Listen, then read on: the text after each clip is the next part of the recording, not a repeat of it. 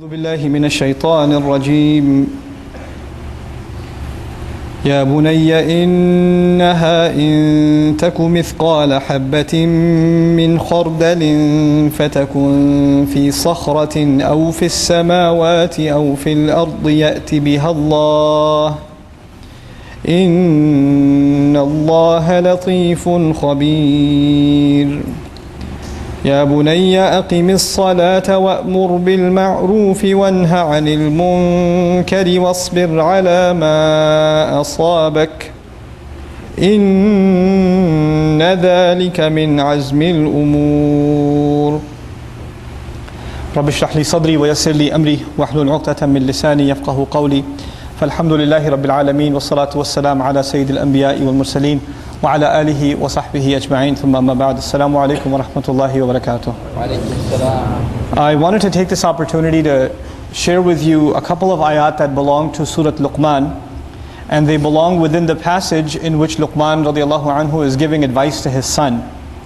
And typically at the occasion of a khutbah of Jum'ah or a short talk, we begin from the beginning of this passage and we get through the first couple of ayat and the time is up, and there's so much more beautiful advice in this passage, and in most occasions we don't get around to them, or if we do, we don't give them enough time.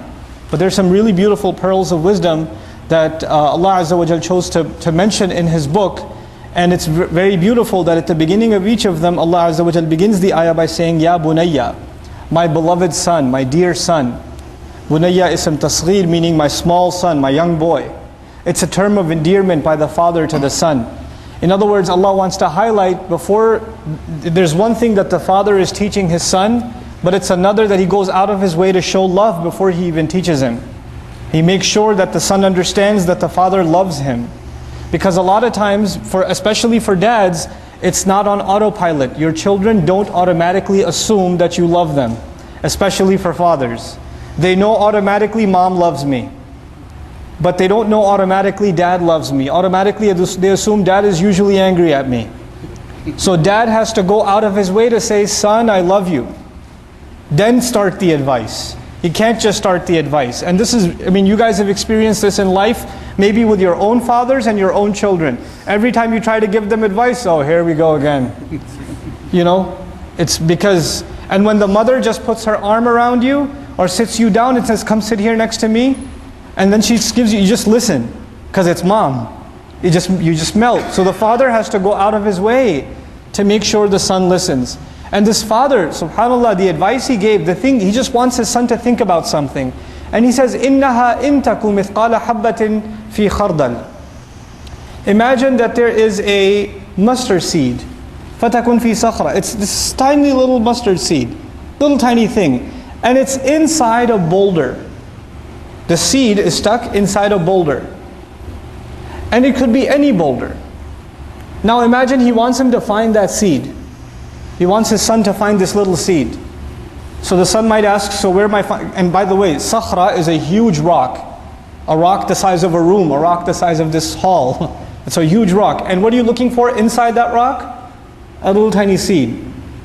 The first task for the son is to see, where is this rock? So his father tells him, فَتَكُنْ فِي السَّمَاوَاتِ أَوْ فِي الْأَرْضِ. It's somewhere in the universe.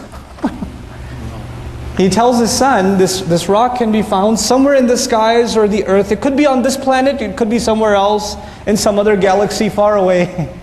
And now that we know how big the universe is, you know how many possibilities there are. And even if we didn't, if we just said fil ard, on the earth, how many rocks are there on the earth?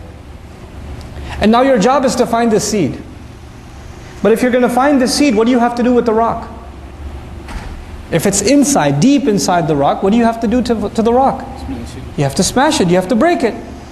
So what kind of power would it take to break a rock? And even if you break the rock, let's say you have the technology, you broke the rock. You found the right rock, which is almost impossible. And then you broke it. And you broke it into two halves. Does it guarantee that the seed will be right there in the middle? Or is it possible it's inside this half or inside that half? So you break it up into small pieces. You take this gigantic rock, this boulder, and you break it up into rocks this small. Is it guaranteed you found the seed yet? No. It could be inside any one of those small pieces. You literally have to smash the boulder into pieces that are the size of the seed. And now how many pieces do you have? Pieces that are the size of a boulder. Because if you break it up, it's still that size. And within those billions of little tiny specks, what do you have to find? A seed.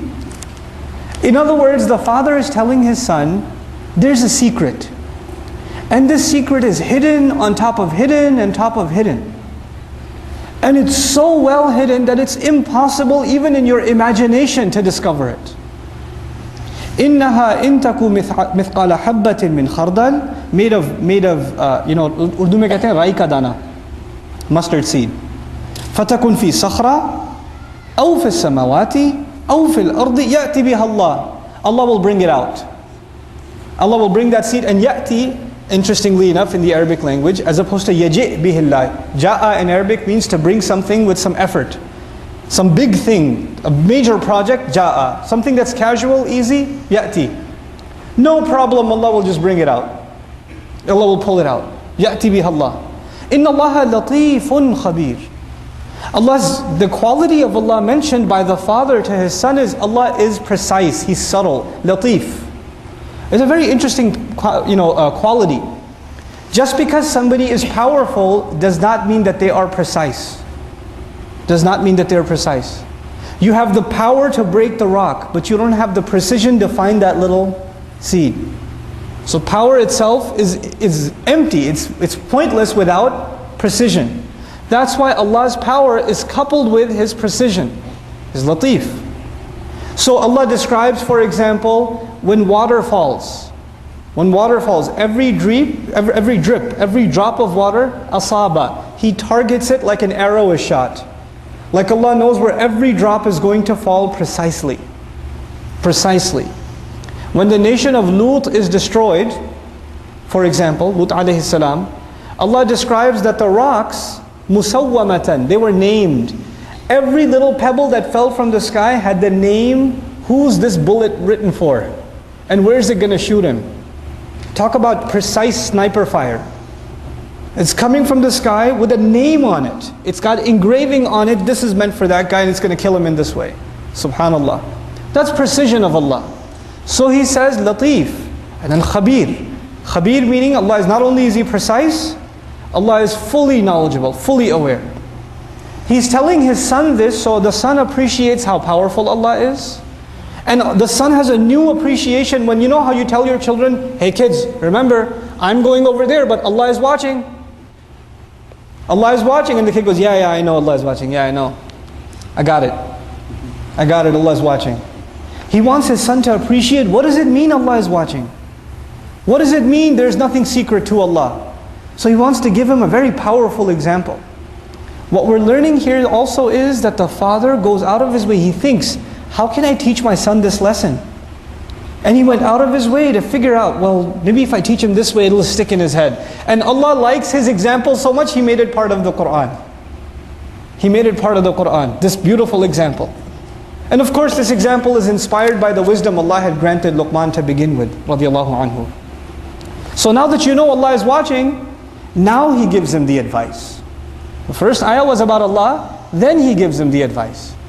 And so He says, Ya bunayya aqimis salat. My son, pray, establish salat. And فهناك فرق بين يا بني صلي ولم يقل يا بني صلي. My son, pray. He said, Ya bunayya aqimis salat. Establish prayer. Institutionalize prayer. Establishment as an image in the Arabic language is to build something. It's to make something stand. It's as though everything else can be moved, but the pillar in the building cannot be moved. You can move the furniture, but you can't move the pillars. So in your day, everything else can move. In your day, the doctor's appointment can move. Your work schedule can move. The meeting can move. Lunch can move. Dinner can move. Salat cannot move. Salat is in its place. Son, understand this. My son, I want you to know you have to establish salat. أقم الصلاة وأمر بالمعروف وانهى عن المنكر واصبر على ما أصابك. I'll leave you with this. Once you establish salat, once you understand what it means to make time for Allah no matter what, then there are going to be some effects of salat on your personality.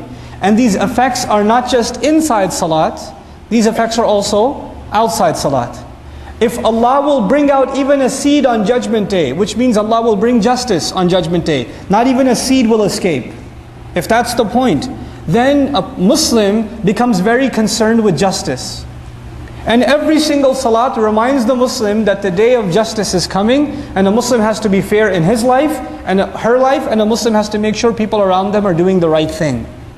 So a natural consequence of salat, of really establishing salat, وَأْمُرْ بِالْمَعْرُوفِ وَانْهَى عَنِ الْمُنْكَرِ. Make sure you encourage and instruct people and advise people to do the right thing. You made salat and you go back into the meeting at the office. And when you're at the meeting at the office, they're saying, our client, he's given us, seems like he's got a little extra money to spare, so we should bill him a couple of hundred extra hours even though we haven't done the work. They won't mind, they don't care.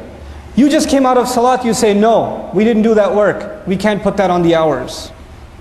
We cannot sign off, I can't sign off on that.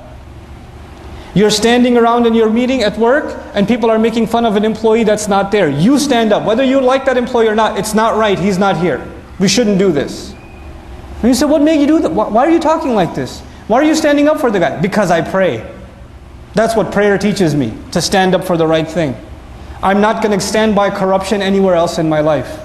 That's what it means to establish salat. So he's teaching his son, just because you pray, that's not enough. Just because you pray, that's not enough. And it's beautiful that Allah gave the example of a seed. What's supposed to come out of a seed? A plant. The salat is like the seed. But if the seed, you never turn it into a plant, the fruits of that seed, they never come out. And what are the fruits of that seed? أمر بالمعروف والنهي عن المنكر. فإذا لم تأمر بالمعروف ولم تنهى عن المنكر ما هذه الصلاة? What kind of salat is this? It doesn't make you enjoying good and forbid evil. What is that? وَاصْبِرْ عَلَى مَا أَصَابَكَ. And then that's the final advice in this ayah. Be patient over whatever targets you. Because when you stand up for the right thing, or you speak out against the wrong thing, in the house, at the office, in business, with business partners, with the employee, with the employer, with the coworker, with the person you're riding with in the car, when you speak out and say the right thing, they might get upset with you. They might not like what you have to say. Nobody likes justice, let me tell you, around the world. You talk about justice, you get in trouble. You tell your dad, I don't think that's fair, Dad. I don't know if you should have paid him his full salary. I don't know if you should have done that. Well, who are you, kid? Who are you to talk to me like that?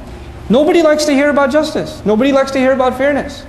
So you're going to have to be patient with the consequences of speaking out. وَاصْبِرْ عَلَى مَا أَصَابَكَ. And this is a cycle, because when your patience is tested, you will need strength. And after a few hours, you go back to Allah for salat, and you gain your strength again. And then you go back out again, and you stand up for the right thing again. And you cycle like this. He's turning his son into a leader. He's turning his son into a role model. This is what Islam is supposed to look like. This is what salat does. I'll leave you with this last bit of thought. When, for example, Shu'aib alayhi salam was complaining about the economic irregularities of his society, they told him, his people told him, does your salat prevent you? As-salatuka tanha?